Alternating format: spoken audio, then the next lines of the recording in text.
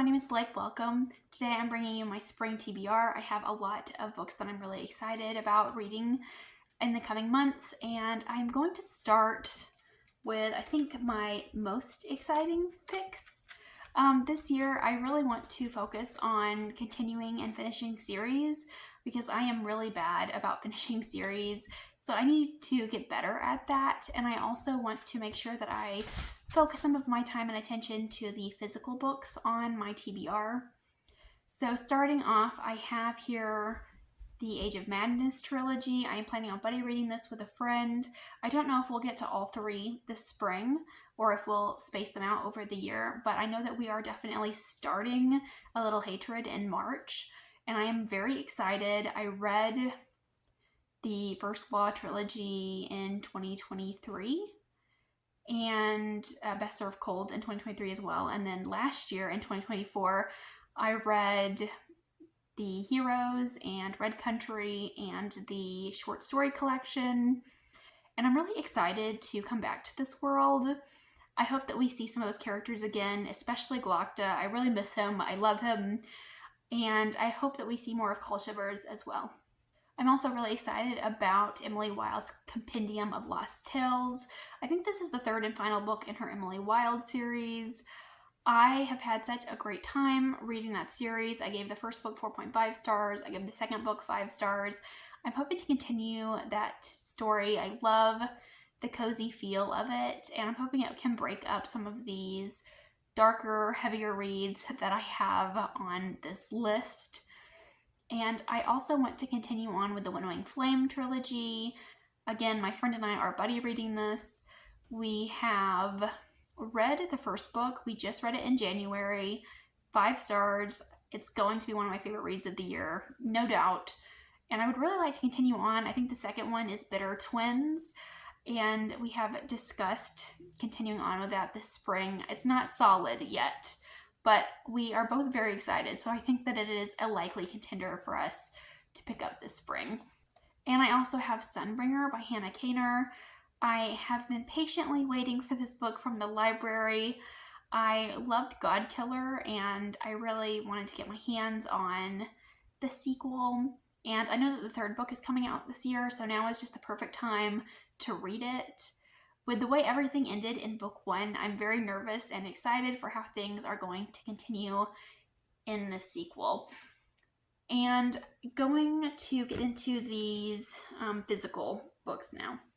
I have Empire of the Damned by Jay Kristoff. I loved Empire of the Vampire when I read it a couple of years ago when it first came out. I gave that book 4.5 stars. Very angsty, very moody, very over the top. And I feel like Gabriel is such a over the top character. I don't know how to describe him, but he's very funny to me. I do love his sense of humor. And so I do love just the dark world of this. I love the vampires. I feel like my teenage self would have loved the series. It's very dark, and I do love the world, and I'm hoping that we see more lore in this book. I do want to see more world building. I loved the way that everything went down in book 1, and I have a lot of questions going into the second book. And I've heard a lot of people say that it's even better than the first book, so I'm very excited. Hopefully it will be another 5-star read here, but we'll see. And I also have Ruthless Vows by Rebecca Ross. I loved Divine Rivals last year. It was one of my favorite reads of the year, and I do want to get on and continue this duology. I am really nervous though. I did not love the way that Divine Rivals ended. Some of the decisions that our main character made, some of the things that happened, I was not on board with, and I'll be interested to see how the author resolves this conflict in book 2. But also, that first book was brutal.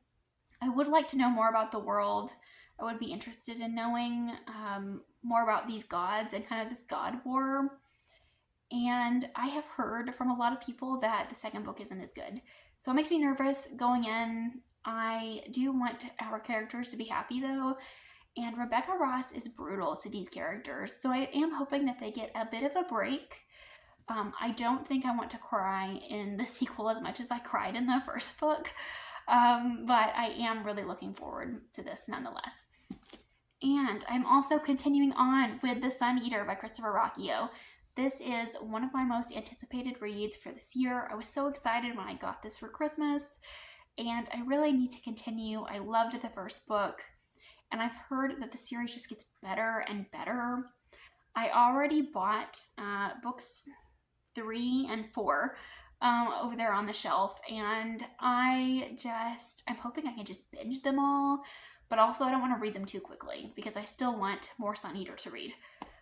So I know that book 1 kind of ended on a anticlimactic note, but he is telling us the story of his life and how he came to be known as the Sun Eater, and how he destroyed this planet, and how people described him as a villain, and some people thought he was a hero. I just want to know how we get to that point. And if there is any indicator, everyone says that this is their favorite book in the series. And I would also like to continue on with For the Throne by Hannah Whitten. This is the sequel to For the Wolf. And the first book was like a Beauty and the Beast retelling, and I believe this one is a Snow White retelling. We are following the sister of the main character from For the Wolf. And I am not as interested in Snow White retellings. I do love Beauty and the Beast, so I went into that one, and it was a lot of fun. I loved the dark forest, and it had like this really cold winter setting. And I believe this one takes place in the underworld.